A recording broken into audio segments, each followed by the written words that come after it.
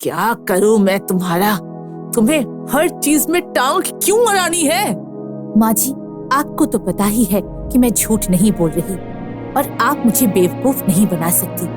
मैंने आपको वहाँ देखा था, अपनी आंखों से देखा था। अपने काम से काम रखो और इसके बारे में अब किसी से बात नहीं करोगी तुम, समझी? ठीक है, आप कितना भी छुपाने की कोशिश कर लो, अब तो मैं पता लगाकर ही रहूंगी। खट्टी मीठी कहानियाँ। ये कहानी एक छोटे से इलाके बड़गांव के एक परिवार की है, जहाँ पर ज्यादा लोग नहीं रहते थे। रोशनी और राम, जिनकी अभी अभी शादी हुई थी, और राम की माँ उनके साथ रहती थी। एक दिन, ये लीजिए, आपका लंच पैक कर दिया है।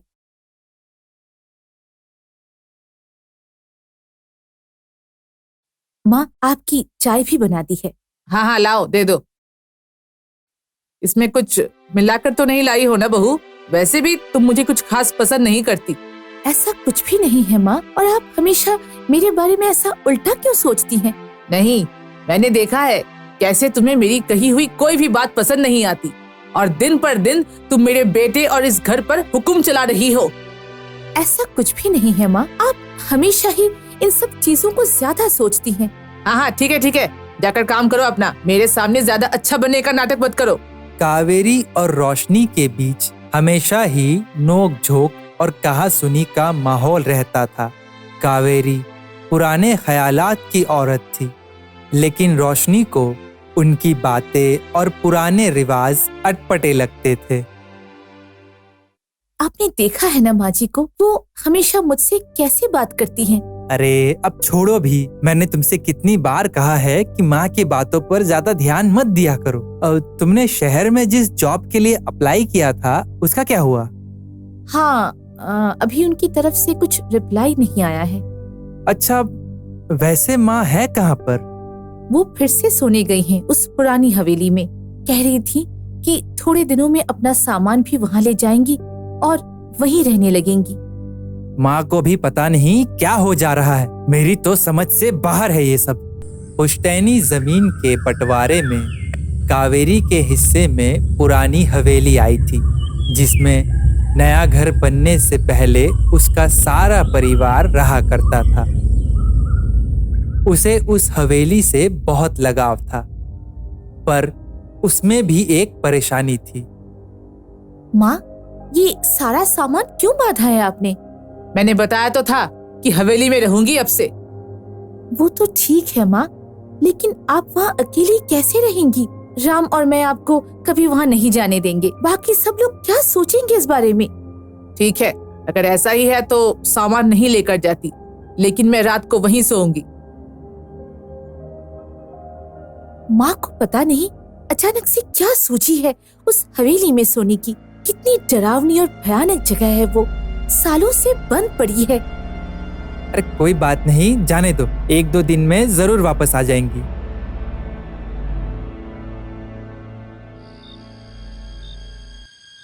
अब कावेरी रोज रात को हवेली जाती थी। रोशनी को ये सब अजीब तो लग रहा था, लेकिन वो इस पर ज्यादा ध्यान नहीं देती थी। अगले ही दिन रोशनी छत पर कपड़े सुखाने जाती है और 2 औरतों को आपस में बात करते सुनती है। तुम्हें पता है बहन, कल पुरानी हवेली के रास्ते से वापस आ रही थी तो वहाँ से अजीब अजीब सी आवाजें आ रही थी। पहले तो मैंने सोचा कि कुछ भी नहीं है, फिर मुझे वहाँ एक अजीब सी परछाई दिखाई दी। अच्छा, फिर क्या हुआ? फिर क्या था, मैं तो डर के मारे दबे पांव वहाँ से तेजी से निकल आई। उन दोनों की बातें सुनकर रोशनी मन ही मन सोचती है, यहाँ जरूर कुछ तो अजीब है। माँ का यूं अचानक से हवेली चले जाना और फिर गांव भर में वहाँ परछाई दिखने और आवाजें आने की चर्चा होना। मुझे पता लगाना ही पड़ेगा कि आखिर माजरा क्या है।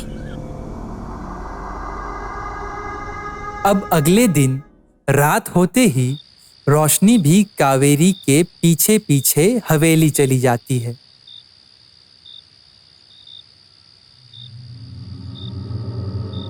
पीछा करते करते रोशनी देखती है कि कावेरी हवेली के एक कोने में जाकर बैठ जाती है और अजीब से मंत्र पढ़ने लगती है। ये माँ को अचानक से क्या हो गया है? कहीं ये तंत्र विद्या में तो शामिल नहीं हो गई? तभी रोशनी की नजर एक अजीब सी दिखने वाली औरत की परछाई पर पड़ती है। अब वो डर कर पीछे मुड़ जाती है, लेकिन वो जैसे ही दोबारा वहां पर देखती है तो वहां कोई नहीं होता। अरे मैं भी कितनी डरपोक हूँ। ये तो उस पीपल के पेड़ की परछाई है, यहाँ कोई भी नहीं है। इस बार रोशनी की नजर उस कोने पर पड़ती है जहां उसकी सासू माँ थी, और वहां सच में एक औरत थी। उसका चेहरा डरावना था और वो सफेद साड़ी पहने थी। तभी उसकी आंखें रोशनी से मिलती हैं। हे भगवान, मुझे बचा ले। अब रोशनी वहां एक पल और नहीं रुकती। डर के मारे उसका सारा शरीर कांप रहा था। अब अगले दिन रोशनी ये सब जाकर राम को बताती है। ऐसा कुछ भी नहीं है, ये सब तुम्हारा वहम होगा। लेकिन कल परसों ही तो आप लोग कह रहे थे कि वहाँ एक परछाई है। हाँ, लेकिन परछाई तो वहम भी हो सकता है ना, क्योंकि हम उस हवेली के पास से सालों से जा रहे हैं। हमें तो कभी कोई भूत नहीं दिखा। अरे भूल जाओ, वो सब तुम्हारा वहम होगा। कोई मेरी बात पर यकीन क्यों नहीं कर रहा है? जो मैंने देखा वो झूठ तो नहीं हो सकता। अब गांव में कोई भी रोशनी पर यकीन नहीं करता था। तभी ये बात कावेरी को पता चलती है, तो वो रोशनी से कहती है, क्या करूं मैं तुम्हारा? तुम्हें हर चीज में टांग क्यों अड़ानी है? माँ जी, आपको तो पता ही है कि मैं झूठ नहीं बोल रही, और आप मुझे बेवकूफ नहीं बना सकती। मैंने आपको वहाँ देखा था, अपनी आंखों से देखा था। अपने काम से काम रखो, और इसके बारे में अब किसी से बात नहीं करोगी तुम, समझी? ठीक है, आप कितना भी छुपाने की कोशिश कर लो, अब तो मैं पता लगाकर ही रहूंगी। एक दिन हवेली के बाहर रोशनी फिर से कावेरी का पीछा करती है, लेकिन इस बार वो अकेली नहीं थी।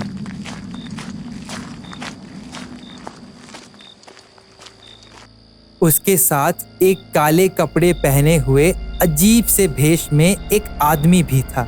रोशनी उनकी बातें सुनती है। बाबा, अब तो वो आत्मा चली जाएगी ना? हाँ, तुम्हें 10 दिन हो गए हैं ये तंत्र विद्या वाली पूजा करते हुए। आज 11वां दिन है। आज महापूजा है। जो मैंने मंगाया था लाई हो ना? हाँ बाबा, ये लो पूजा का सामान, नारियल और वो सब है जो आपने मंगवाया था।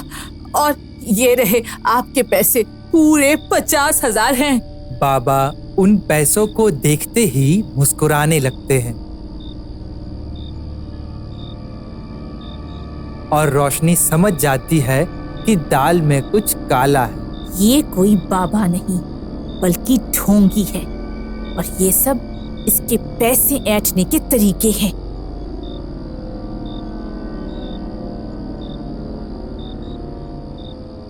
उसका शक तब यकीन में बदलता है जब वो औरत उस बाबा के पास आती है और वो उसे कुछ पैसे निकाल कर दे देता है। अब तक ये बुढ़िया पूजा में लगी हुई है। हम दोनों को यहाँ से जल्दी निकल जाना चाहिए। अच्छा, तो ये थी वो हवेली की परछाई और भूत। अभी बताती हूँ इन्हें तुम्हें। अब रोशनी दीवार के पीछे से निकल के उस औरत का हाथ पकड़ लेती है।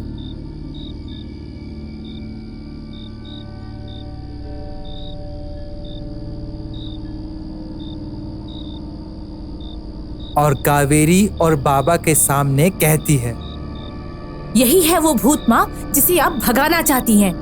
थोड़ी देर तक तो कावेरी को कुछ समझ ही नहीं आता कि क्या हो रहा है।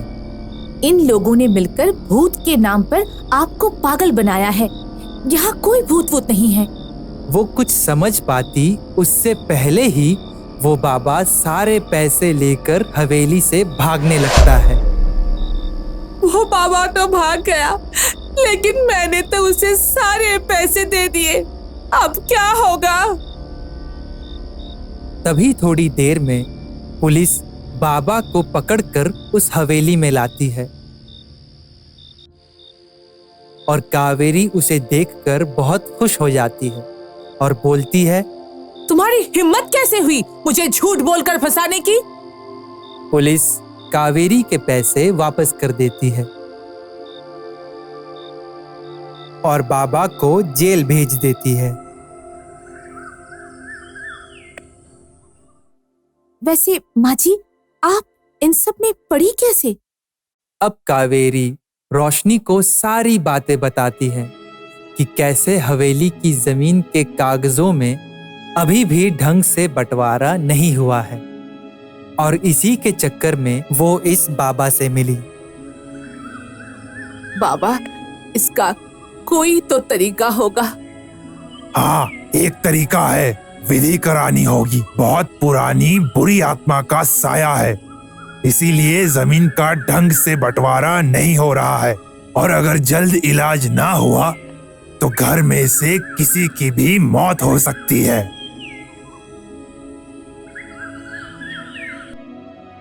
बहू, मैं बहुत डर गई थी। मैं तुम लोगों को कोई परेशानी नहीं होने देना चाहती थी। मैंने बस इसलिए उस बाबा की बात मान ली। कोई बात नहीं माँ, अब भूल जाइए ये सब। पर आगे से ऐसा कुछ भी हो आप मुझे जरूर बताएंगी।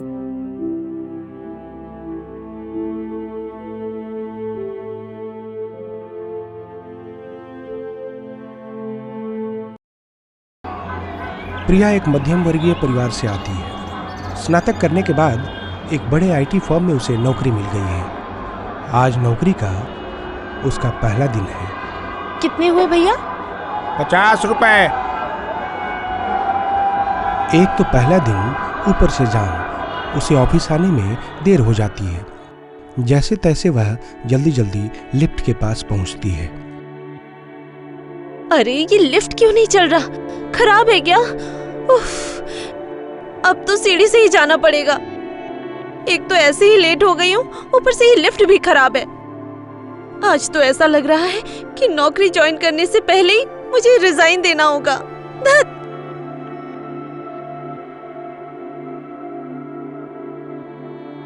क्या बात है गांगुली? प्रिया नाम की जिस लड़की को आज ज्वाइन करना था वो अभी तक आई क्यों नहीं? सर, पहला दिन है ना, हो सकता है। तुम्हें तो पता है मैं कितना समय का पाबंद हूँ।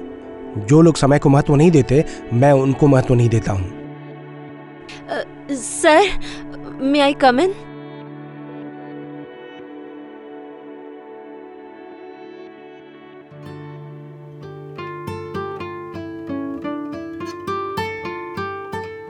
प्रिया को पहली बार देखते ही रुद्र कहीं खो जाता है।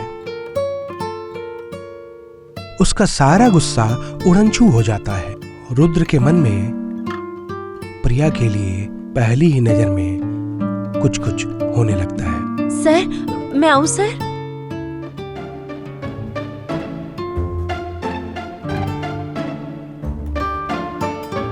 सर, मैं आऊं सर? सर, वो आएंगी तो? Sir, sir, sir.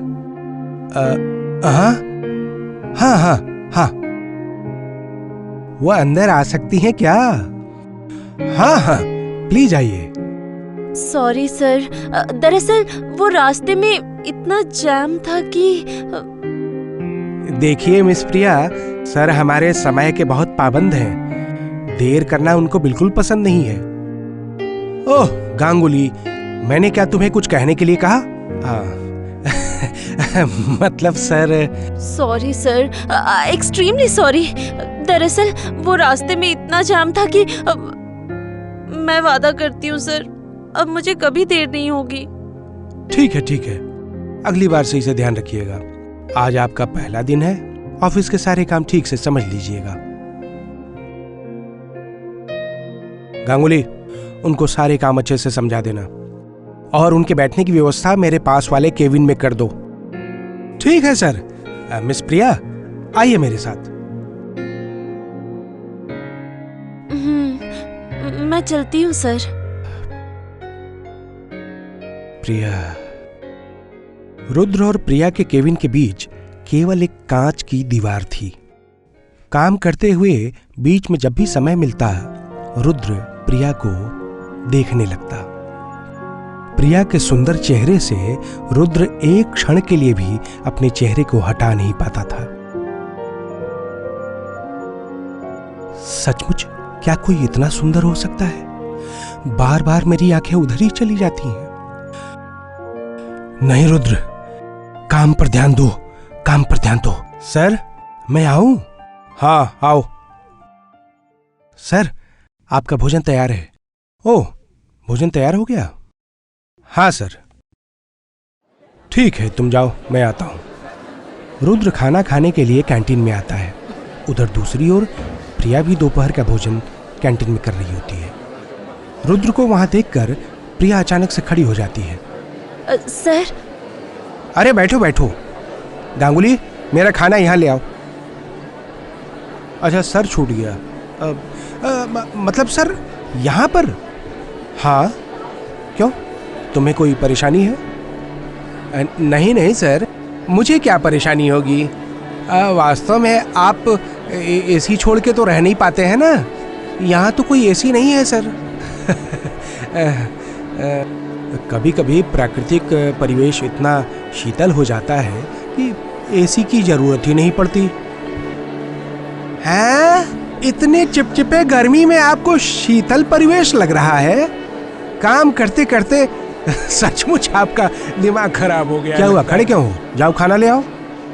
जी जी जी, अभी ले आता हूँ। अरे प्रिया, तुम्हें क्या हुआ? तुम क्यों खड़ी हो? बैठ जाओ। हाँ सर, हाँ बैठ रही हूँ। ये लो, खाना आ गया। 2 जगह बांट दीजिए। नहीं नहीं सर, मैं घर से ही अपना टिफिन लेकर आई हूँ। हाँ तो क्या परेशानी है? ये चीज ब्रेड खा के देखो, तुम्हें बहुत अच्छा लगेगा। ओके। बहुत अच्छा है। तो आगे क्या प्लान है? यही तो, यहाँ से लंच करके काम पर लगूंगी। काम तो चलता ही रहेगा। मैं तुम्हारे भविष्य के बारे में जानना चाहता हूँ। मतलब कि आगे और पढ़ाई करोगी या शादी? मतलब नौकरी तो तुम्हें मिल ही गई है। ओह नहीं नहीं, अभी तो शादी का कोई इरादा नहीं है। क्यों? प्लान क्यों नहीं है? हर बात का प्लान होना चाहिए। नहीं मतलब सर, अभी तो मुझे नौकरी मिली है। पहले मैं अपना करियर स्टेबल कर लूं, उसके बाद। Good decision. बॉयफ्रेंड है कि नहीं पूछूं या नहीं? नहीं नहीं, ये कुछ ज्यादा हो जाएगा। पूछ ही लेता हूं, जो होगा देखा जाएगा। क्या तुम्हारा बॉयफ्रेंड भी आईटी में ही काम करता है? अरे नहीं नहीं, मेरा कोई बॉयफ्रेंड नहीं। ग्रेट, मतलब रास्ता साफ है। दरअसल पढ़ाई लिखाई के चक्कर में इन सब की तरफ कभी ध्यान ही नहीं दिया। गुड डिसीजन प्रिया। मैंने तुम्हारा रिजल्ट देखा है, तुम बहुत अच्छी स्टूडेंट रही हो। रुद्र एक एक करके नए नए टॉपिक पूछता जाता है और प्रिया को और बेहतर जानना शुरू करता है। उधर दूसरी ओर ऑफिस की बाकी लड़कियां रुद्र को प्रिया के साथ बैठा हुआ देखकर मन ही मन ईर्ष्या से जलने लगती हैं। ये लड़की कौन है रे? नाम है प्रिया, आज ही ज्वाइन किया है। कैसी चालाक लड़की है देखा, आते ही सर को पटाने की कोशिश करने लगी है। जितनी भी कोशिश कर ले, सर उसके चक्कर में नहीं आने वाले। जैसे तेरे चक्कर में नहीं पड़े। चुप कर और चल यहाँ से। ऑफिस खत्म हो जाने के बाद प्रिया ऑफिस के दरवाजे पर बस का इंतजार कर रही है। कितनी देर से मैं यहाँ खड़ी हूँ, कोई बस कोई ऑटो कुछ भी नहीं आ रहा। उफ, अब मैं क्या करूँ?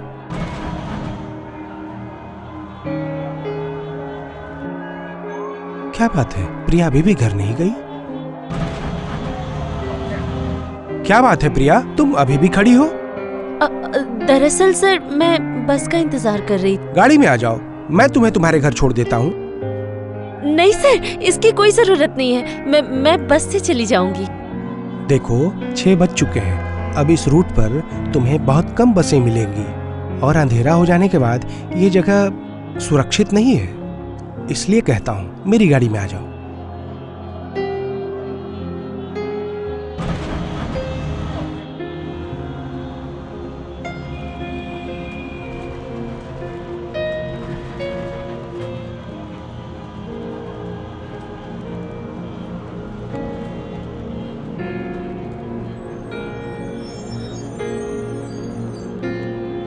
इस तरह से प्रिया की ओर देखना ठीक नहीं है, वो असहज हो जाएगी। लेकिन क्या करूं, मेरी नजर हट ही नहीं रही है। अच्छा प्रिया, तुम्हारे घर में कौन कौन रहता है? मैं और मेरी माँ। पापा एक्चुअली बचपन में ही एक कार एक्सीडेंट में गुजर गए थे। Oh sorry. नहीं ठीक है, बस सर यहीं पर उतार दीजिए। यहाँ पर तुम्हारा कौन सा घर है? एक्चुअली सर मेरा घर इस गली के अंदर है और आपकी इतनी बड़ी गाड़ी वहाँ नहीं आ पाएगी, इसीलिए। अरे कोई बात नहीं, मैं मैनेज कर लूंगा। नहीं सर, मैं चली जाऊंगी, यही सामने ही घर है मेरा, आपको अब और तकलीफ उठाने की जरूरत नहीं है।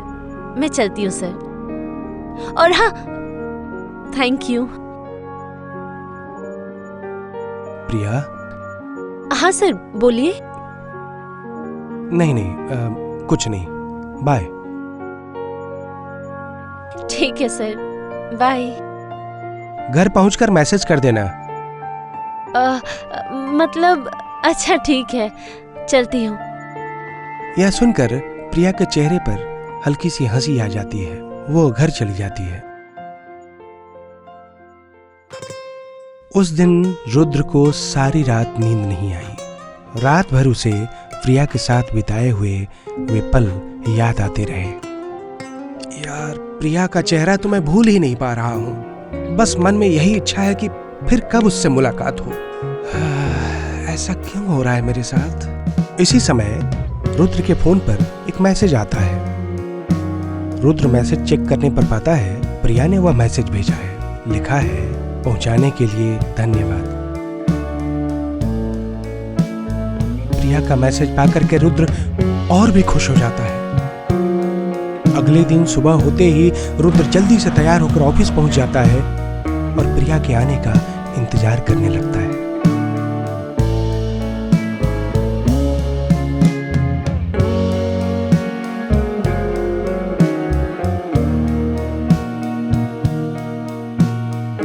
प्रिया के आते ही रुद्र उसे बुलाता है। सर, आपने मुझे बुलाया? नहीं, मतलब कल तुमने ग्रुप डी का फाइल जमा किया था। हाँ सर, वो रहा सर, आपके सामने ही है ये फाइल। अरे हाँ, दरअसल काम का इतना दबाव रहता है कि कुछ याद ही नहीं रहता है मुझे। ठीक है, जाओ तुम। Okay sir. प्रिया। हाँ सर। शाम को कुछ कर तो नहीं रही हो ना? हाँ मतलब। तो फिर कॉफी पीने चले? ओके। नहीं मतलब अगर तुम्हें कोई परेशानी ना हो तो। यस। इस तरह बीच बीच में ऑफिस खत्म होने के बाद प्रिया और रुद्र रेस्टोरेंट या कैफे में मिलने लगते हैं। प्रिया के प्रति रुद्र में ये जो भावनाएं थी वो कब प्यार में बदल जाती हैं उसे पता ही नहीं चलता। प्रिया, ये देखो 2 टिकट शाहरुख खान की फिल्म। तुम्हें पता नहीं कितनी मुश्किल से पाया है मैंने। लेकिन सर। तो क्या हुआ? नहीं मतलब रोज रोज आपके साथ ऐसे बाहर जा रही हूँ, अगर ऑफिस में किसी ने कुछ और समझा तो? मतलब ये तुम क्या कह रही हो? हम कहाँ कब जाते हैं, इससे किसको क्या परेशानी है? I don't care. मैं बस तुम्हारे साथ वक्त बिताना चाहता हूँ, इसमें किसी तीसरे के आने की तो कोई बात नहीं है। प्रिया को रुद्र की आंखों में प्यार दिखाई देता है। धीरे धीरे वह खुद भी उसे प्यार करने लगती है। वह अक्सर रुद्र के लिए खाना बना कर ले आती है। अरे वाह, ये मुझे बहुत पसंद है। जानती हूँ, इसीलिए तो अपने हाथों से बनाकर लाई हूँ। शुक्रिया प्रिया।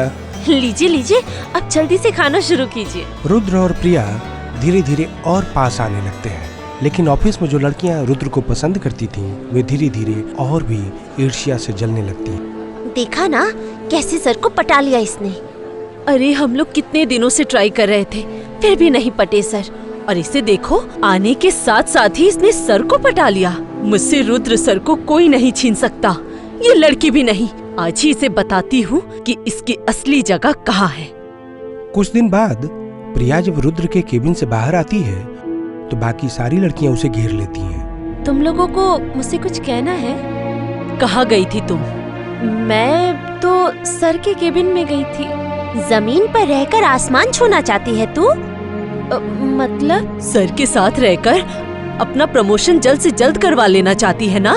मतलब तुम जैसी मिडिल क्लास लड़कियां जो करती हैं। आज सर से कितने रुपए लिए? छी, तुम लोग ये सब क्या कह रही हो? देखो, तुम लोग ऐसी अपमानजनक बातें मुझसे मत कहो। मेरा और सर का रिश्ता तो बस। तुझे क्या लगता है सर तुझसे प्यार करते हैं? अरे तेरी जैसी कितनी ही लड़कियां सर के आगे पीछे घूमती रहती हैं, जानती है तू? अपना भला चाहती है तो सर की जिंदगी से चली जा। इसके बाद प्रिया रोते रोते वहाँ से चली जाती है। इस घटना के बाद वह रुद्र की उपेक्षा करने लगती है। छुट्टी के बाद अक्सर रुद्र प्रिया का इंतजार करता रह जाता था और प्रिया बस पकड़ के घर चली जाती थी। प्रिया, प्रिया, रुको प्रिया, प्रिया। इस तरह रुद्र बार बार प्रिया से बात करने की कोशिश करता है, लेकिन प्रिया उसकी उपेक्षा करती रहती है। अचानक प्रिया के बदले इस व्यवहार से रुद्र चकित रह जाता है। क्यों? प्रिया ऐसा क्यों कर रही है? उसे क्या हुआ है? नहीं, आज मुझे उससे बात करनी ही होगी। हाँ, रुद्र प्रिया के केबिन में चला जाता है। तुम्हें क्या हुआ है प्रिया? तुम मेरे साथ ऐसा क्यों व्यवहार कर रही हो? मैं तुम्हें बुलाता हूं, तुम मेरे केबिन में नहीं आती हो। मैं फोन करता हूं, इसके बाद रुद्र में बुरा लगा है तो मैं माफी चाहता हूं, लेकिन तुम मुझसे बात करना बंद मत करो। उस समय प्रिया चिल्ला कर कहती है, क्यों? मैं आपके ऑफिस में काम करती हूँ तो इसका मतलब क्या मुझे आपके मन मुताबिक चलना होगा? ये सब तुम क्या कह रही हो? हाँ, मैं ठीक ही कह रही हूँ। आप मुझे बाकी लड़कियों की तरह मत समझिएगा सर। बाकी लड़कियां? तुम्हें छोड़कर मेरे जीवन में और कोई लड़की नहीं है प्रिया। और मैं तुम्हारे पास बार बार क्यों आता हूँ तुम बहुत अच्छी तरह से जानती हो। नहीं, मैं नहीं जानती। आप इस कंपनी के मालिक हैं और मैं सिर्फ आपकी एक एम्प्लॉई, बस इसके अलावा और कुछ भी नहीं। और इसके अलावा आप मुझसे किसी भी तरह का कोई भी संपर्क रखने की कोशिश मत कीजिएगा। प्रिया, मैं तुमसे प्यार करता हूँ। पर मैं आपसे प्यार नहीं करती।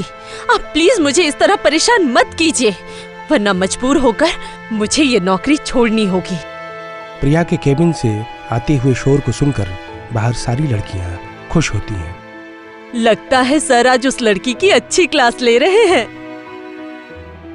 प्रिया रोते रोते अपने केबिन से बाहर चली जाती है। उसके जाने के बाद रुद्र भी गुस्से में ऑफिस से बाहर चला जाता है।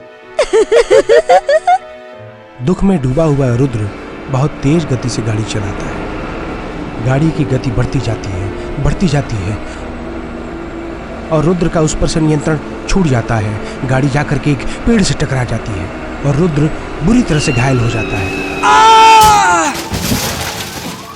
आसपास के लोग रुद्र को अस्पताल ले जाते हैं। क्या? एक्सीडेंट? नहीं!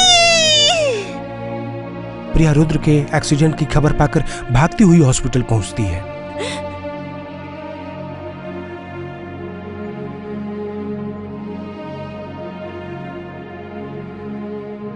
डॉक्टर साहब, रुद्र अभी कैसे है? देखिए, पेशेंट की स्थिति बहुत अच्छी नहीं है, बहुत खून बह गया है। पेशेंट किसी भी तरह की प्रतिक्रिया ही नहीं कर रहा। मैं एक बार पेशेंट से मिलना चाहती हूँ। लेकिन प्लीज डॉक्टर साहब, एक बार मुझे उनसे मिल लेने दीजिए। ठीक है, लेकिन आप पेशेंट को किसी भी तरह से परेशान नहीं करेंगी। नहीं नहीं, मैं बस दूर से ये एक बार देख लेना चाहती हूँ। इसके बाद प्रिया रुद्र को देखने चली जाती है। मैंने रुद्र के साथ ऐसा व्यवहार क्यों किया? क्यों?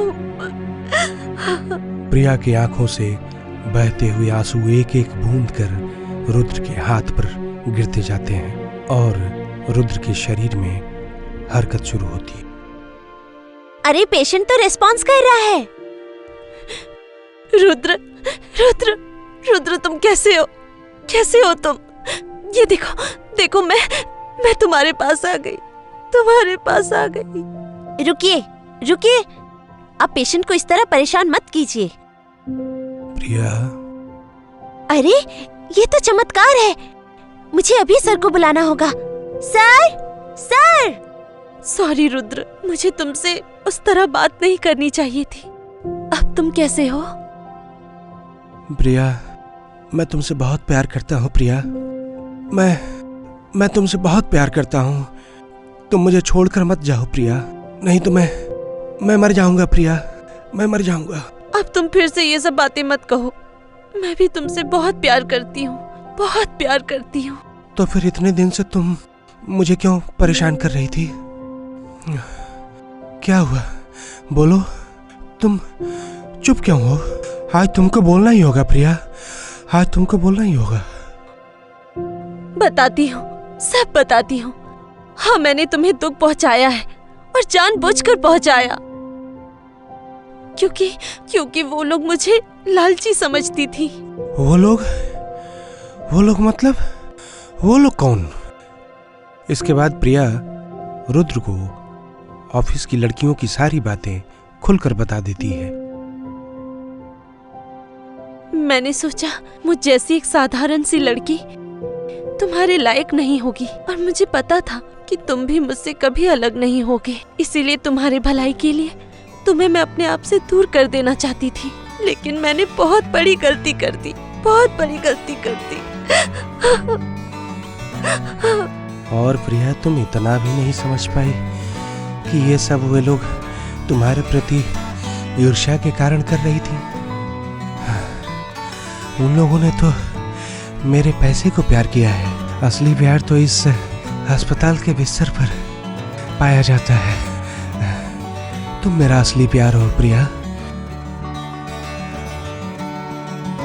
इसके बाद रुद्र प्रिया को गले लगा लेता है और इस तरह अस्पताल के बिस्तर से एक मीठी सी प्रेम कहानी की शुरुआत होती है।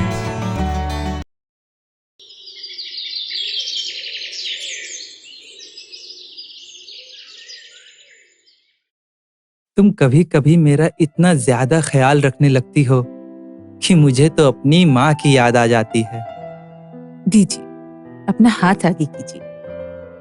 देखो, सारा दिन कुदाल और हल पकड़ते पकड़ते हाथ सख्त हो गए हैं। अच्छा सुनो, कल से मैं भी तुम्हारे साथ खेत में काम करने चलूंगी। अरे नहीं मेरी जान, तुझसे नहीं होगा। बहुत मेहनत का काम है, पसीने में भागते हुए, धूप में जलते हुए। अगर तुम कर सकते हो तो मैं क्यों नहीं कर सकती? मैं भी कर लूंगी। जाओ, अब जल्दी से नहाकर आ जाओ, मैं गर्मा गर्म खाना निकालती हूँ।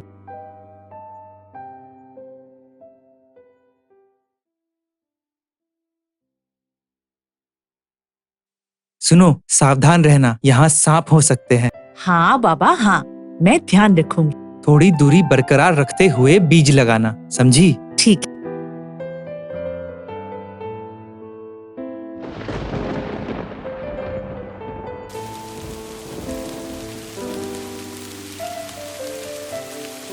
अरे भीगो मत, जाओ उस छावनी के नीचे खड़ी हो जाओ।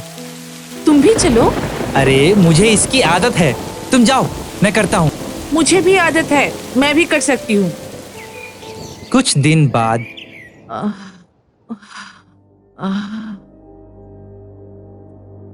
इन्हें निमोनिया हो गया है। मैं ठीक होने के लिए दवाई लिख देता हूँ। दिन में 3 बार खिला देना।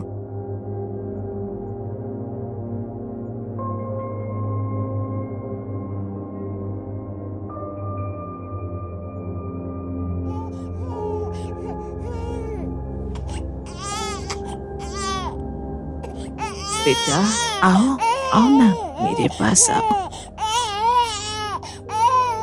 जरा मुझे थोड़ी देर के लिए बच्चे को पकड़ने दीजिए ना।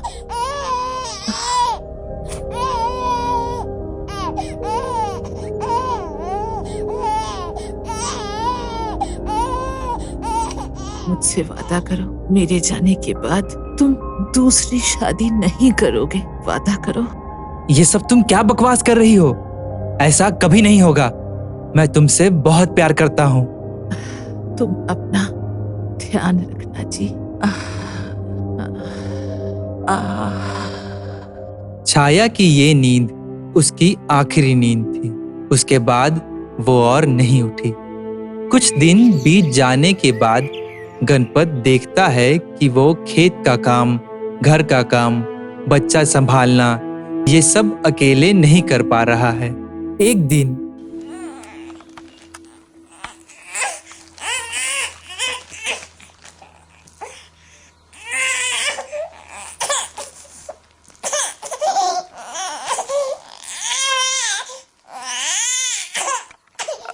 अरे गणपत, इस बच्चे की तो रो रो कर हालत खराब हो चुकी है।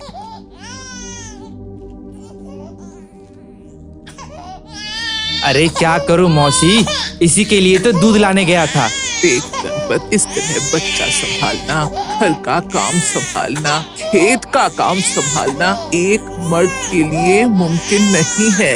तुम्हें कम से कम बच्चे को छाया के पिताजी के घर छोड़ आना चाहिए। लेकिन मौसी, हम दोनों का ही इस दुनिया में और कोई नहीं है। तो फिर गणपत, तू एक और शादी कर ले। नहीं मौसी, मैंने मरते समय छाया को वचन दिया था कि उसके मरने के बाद मैं दूसरी शादी बिल्कुल नहीं करूंगा। अरे बच्चे के बारे में तो सोच, उसका क्या दोष है? और जब वो यहाँ कष्ट सह रहा होगा तो क्या स्वर्ग में उसकी माँ को अच्छा लगेगा? सुन, मेरी बहन की एक बेटी है माला, बहुत ही शांत लड़की है। वो तेरा घर और बच्चा दोनों संभाल लेगी, देखना। अरे क्या हुआ? कुछ तो बोल। ठीक है, ये सब मेरे बच्चे की भलाई के लिए है। गणपत मजबूरी से राजी हो जाता है। कुछ दिनों में गणपत की शादी माया से हो जाती है। ऐसे ही दिन बीतते हैं, लेकिन शादी के बाद से ही माला को ऐसा एहसास होता है कि कोई तो है जो उस पर नजर रख रहा है। इसीलिए उसे काम करने में भी परेशानी होती है। वो जब भी कोई काम करने जाती है तो अपने आप कोई ना कोई गलती हो ही जाती है।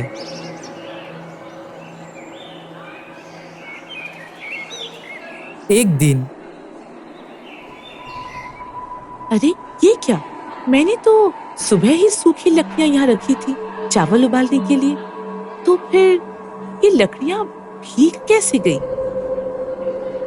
नहीं, बारिश तो नहीं हुई। क्या हुआ? बैठे बैठे क्या सोच रही हो? और तुमने अब तक चावल क्यों नहीं उबाला? अभी करने ही वाली थी, लेकिन पता नहीं कैसे लकड़ियां बिल्कुल भीग कर नरम हो चुकी हैं। मतलब तुम बगीचे से भीगी लकड़ियां लेकर आई थी? नहीं, मैं तो सूखी लकड़ियां ही लाई थी, लेकिन बारिश भी तो नहीं हुई। तो फिर क्या ये लकड़ियां अपने आप ही भीग गईं? या फिर ये किसी भूत का काम है? हाँ जी, मुझे भी ऐसा ही लगता है। तुम्हारा ना दिमाग खराब हो गया है। जाओ जाओ, दूसरी लकड़ियां लेकर आओ। जब छाया थी तब ये सब परेशानियां होती ही नहीं थी।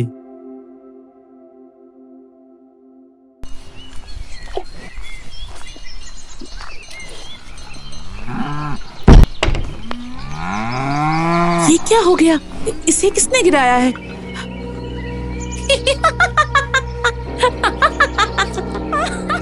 कौन हंस रहा है? हाँ?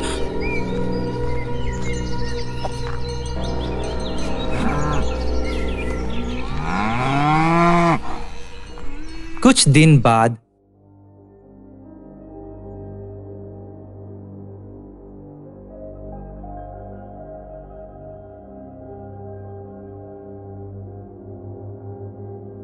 खाना दो, मुझे भूख लगी है। जी, अभी लाई।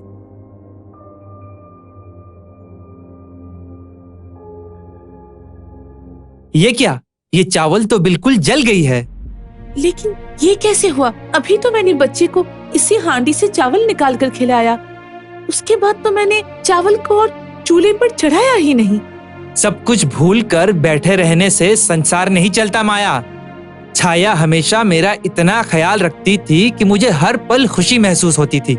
और अब देखिए, भले ही मैं दीदी जैसी सब कुछ नहीं कर सकती, पर इसका मतलब आप ऐसा कहेंगे, उनके साथ मेरी तुलना करेंगे आप? तुलना नहीं तो क्या करूं? अब मैं समझा कि छाया मुझे हमेशा छाया की तरह संभाल कर रखती थी। मुझे भी ऐसा ही लगता है। मतलब दीदी अभी भी इस घर में छाया की तरह घूम रही हैं, इसलिए हर काम बिगड़ जा रहा है। खुद गलती करके भूत को दोष देना आसान है माया। धत तेरे की, अभी खाली पेट ही बस पानी पीकर सोना पड़ेगा।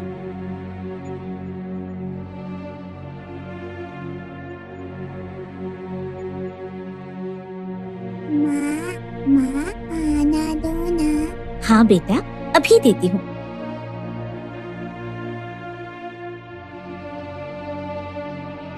कुछ दिन बाद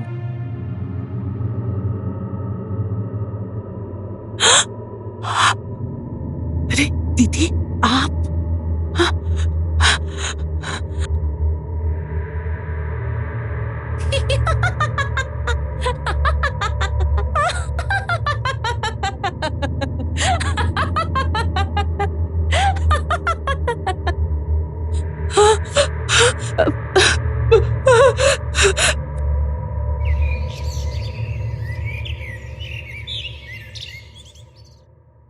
मुझे माफ कर दो दीदी।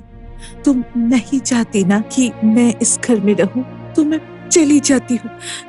मैं ये तकलीफ और नहीं सह सकती। अरे जा जा, ये मेरा परिवार है, तेरा नहीं। माँ, तुम कहाँ जा रही हो? मैं भी चलूंगा तुम्हारे साथ। माँ, ओ माँ।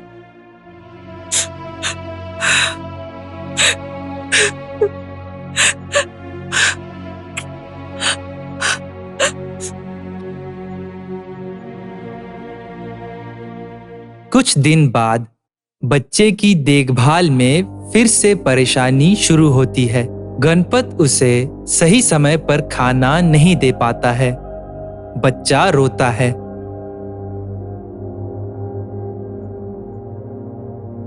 माँ, तुम कहाँ हो? माँ, मुझे बहुत भूख लगी है। माँ, तुम कहाँ हो?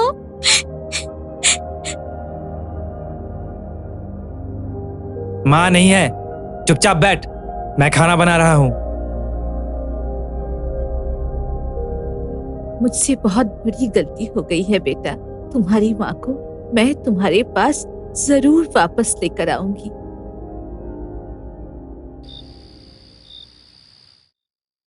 माला, मुझे माफ कर दो बहन।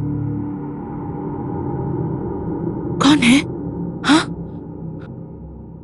तेरी स्वर्गवासी दीदी। दीदी? मेरी ही गलती थी बहन। मेरी गलती की वजह से मेरा बच्चा इतना कष्ट झेल रहा है। मैं वादा करती हूँ, मैं तुझे और परेशान नहीं करूंगी। मैं चली जाऊंगी और अपना ये परिवार त्याग दूंगी। नहीं दीदी, तुम भी रहना, वो हम दोनों का परिवार है। तुम एक बड़ी दीदी की तरह हमेशा मेरी मदद करना।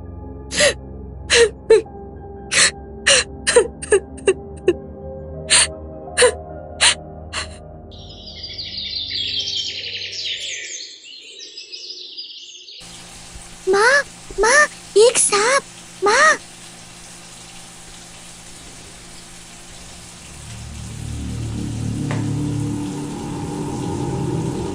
माला, आज तुम्हारी वजह से हल चलाने का काम इतनी जल्दी से हो गया। तो तुम्हें घोड़े पे बैठना है, बोलो। हाँ, बैठना है।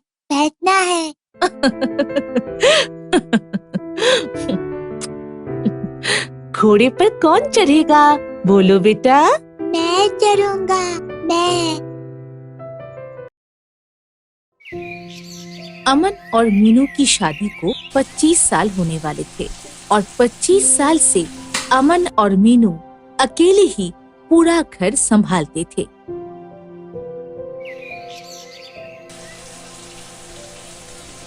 आज माँ जी के लिए नया चश्मा लाना है और फिर देव के कॉलेज भी जाना है।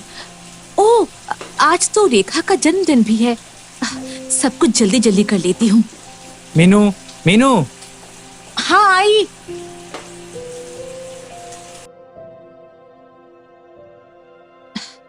जी, क्या हुआ? मैंने कल ही तुमसे कहा था कि मेरे इस शर्ट का बटन लगा देना, और तुम देव के कॉलेज क्यों नहीं गई? कल उसके टीचर दुकान में आए थे। वो मैं आज ही जाने वाली थी। तुम तो बस रहने ही दो, मैं ही चला जाऊंगा। तुम्हें तुम्हारे अपने कामों और बहानों से फुर्सत मिले तब ना जाओगी।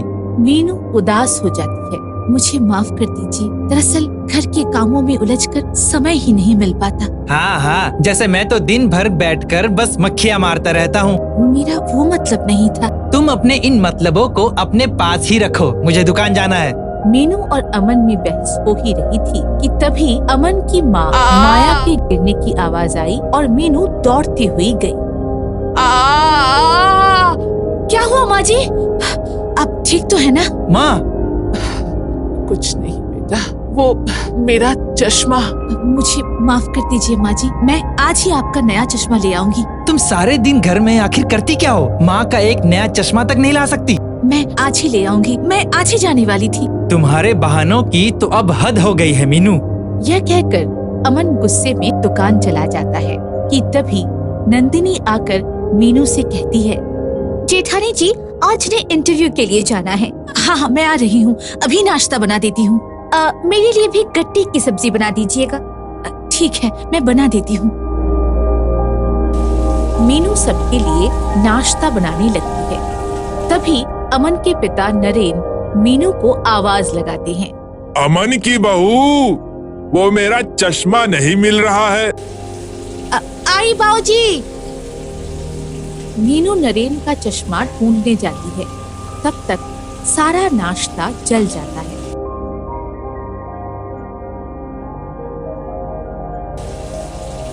हे भगवान!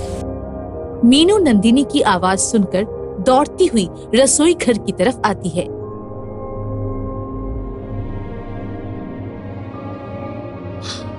ये तो सब जल गया। मैं सब समझती हूँ जेठानी जी, आपने ये सब जानबूझकर किया है ताकि इन्हें लेट हो जाए और इन्हें नौकरी ही ना मिले और आप सब पर अकड़ दिखा सके कि सिर्फ आपके पति ही घर चलाते हैं। नहीं नंदिनी, राजेश मेरा छोटा भाई है, मैं ऐसा क्यों चाहूंगी भला? मुझे सब पता है भाभी, पूरा घर बस आपका और भैया का ही गुणगान करता है। ऐसा नहीं है नंदिनी, तुम गलत समझ रही हो। वहीं दूसरी ओर राजेश इंटरव्यू जाने के लिए अमन की दुकान पर पैसे मांगने जाता है। दुकान में ग्राहकों की बहुत भीड़ होती है। भैया, भैया जरा वो पैसे। अमन ग्राहकों को लेकर पहले ही परेशान होता है और गुस्से में राजेश पर भड़क जाता है। सुबह सुबह दुकानदारी के समय ही आ जाते हो दिमाग खराब करने। भैया, आप दुकान चलाते हो तो इस बात की अकड़ दिखाने की जरूरत नहीं है। ऐसा कहकर राजेश वहाँ से चला जाता है। अरे राजेश, सुन तो। थोड़ी ही देर बाद मीनू दुकान पर आती है। सुनिए, मुझे माँ जी का नया चश्मा लाना है, थोड़े पैसे। दुकान में कोई बिक्री ग्राहक है या नहीं, इससे कोई मतलब नहीं है। पैसे कोई पेड़ में नहीं उगते। अमन गुस्से में मीनू को कुछ पैसे निकाल कर दे देता है, पर वो आज रेखा का जन्मदिन भी है। तो मैं क्या करूं? हर रोज किसी न किसी का जन्मदिन होता ही रहता है। ये सब नंदिनी सुन लेती है। शाम को सब मिलकर राजेश और नंदिनी की बेटी रेखा का जन्मदिन मनाती हैं। मैं अपनी प्यारी सी गुड़िया के लिए फ्रॉक लाई हूँ। हमें आपका कोई भी तोहफा नहीं चाहिए, अब कल ही इसे वापस कर दीजिए। तुम ऐसा क्यों कह रही हो नंदिनी? आखिर बात क्या है? अमन भैया ने राजेश को तो पैसे देने से मना कर दिया और आपको पैसे दे दिए। भैया दुकान चलाते हैं, इसका मतलब ये नहीं है कि वो पैसों की अकड़ दिखाएंगे। मैंने कोई अकड़ नहीं दिखाई है भाई। वो तो ग्राहक ज्यादा थे इसीलिए। राजेश और नंदिनी गुस्सा होकर वहाँ से चले जाते हैं। बड़ी माँ, आप हमेशा मेरे लिए अच्छे और महंगे तोहफे लाती थी, तो इस बार सिर्फ ये फ्रॉक क्यों? मीनू के पास रेखा के इन सवालों का कोई जवाब नहीं था और रात के समय एक बार फिर अमन मीनू पर भड़क जाता है। जब तुम्हें पता था कि आज रेखा का जन्मदिन है तो तुम कुछ दिन पहले भी तो तोहफा ले सकती थी ना। वो दरअसल मुझे आज ही सुबह याद आया और जब मैंने दुकान पर आपसे कहा तो। दुकान में हजारों काम होते हैं, हजार तरह के लोग मिलते हैं, कितना काम होता है तुम्हें पता भी है, लेकिन तुम्हारे पास तो बहानों के अलावा और कुछ भी नहीं है। तभी राजेश जोरों से आवाज लगाता है, भाभी, भाभी। हाँ आई। क्या बात है भाभी, आज तो आप सबको दूध देना भी भूल गई। ओह हाँ, वो तो मुझे याद ही नहीं रहा। पता नहीं आजकल आपका दिमाग कहाँ रहने लगा है। पता नहीं आप दोनों आखिर चाहते क्या हैं। न भैया किसी काम के लिए पैसे देते हैं और ना ही आप अपना कोई काम ढंग से करती हैं। मीनू को राजेश की कही बातों का बहुत बुरा लगता है और मीनू की सास माया भी राजेश और मीनू के बीच की सारी बातें सुन लेती है। अगली सुबह, नंदिनी, मैंने मेरा, देव और तुम्हारे भैया का और माजी बाऊजी का नाश्ता बना दिया है। अब तुम्हें रेखा और राजेश को जो खाना है बना लो। आज के बाद मैं भी सिर्फ मेरा, मीनू और देव का ही खर्च उठाऊंगा। और हाँ राजेश, बाऊजी के पुराने दोस्त रामजी काका तुम्हें अपने यहाँ काम में रखना चाहते हैं। सारा काम हो गया है। अब मैं और माजी मिलकर आज से आसपास की सभी औरतों को सिलाई और बुनाई का काम सिखाएंगे। और मैं छोटे बच्चों को संगीत सिखाया करूँगा। नंदिनी, तुम्हें भी कुछ करना चाहिए। आजकल खर्चे कितने बढ़ गए हैं। तुम घर में ही कोई पार्लर क्यों नहीं खोल लेती, या फिर रेखा के स्कूल में भी पढ़ा सकती हो। अचानक से इस घर में कि उल्टी गंगा कैसे बहने लगी? अमन और मीनू का बदला व्यवहार सभी के लिए चौंकाने वाला था। तभी मीनू और माया ने एक दूसरे की ओर मुस्कुराते हुए देखा। कल रात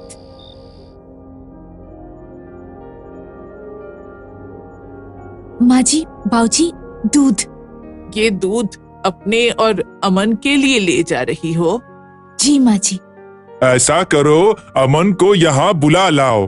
क्या बात है बाऊजी?